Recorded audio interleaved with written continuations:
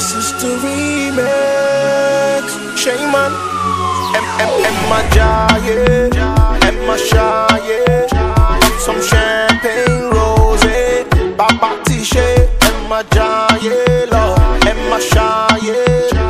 Guys, I'm back, and this is my hair from the results from the twist out.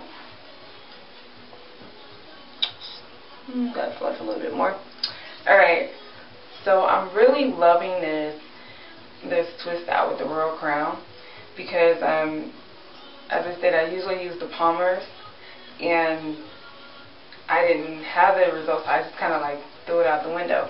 But I don't know, this may actually be more of a staple for me throughout the winter because my hair feels so moisturized, and also I think with the Mixed Chicks that helped too, you know. So I love this combination. This is really awesome, and I just think I'm going to have a very fabulous hair day. So I'll talk to you guys later. Ciao.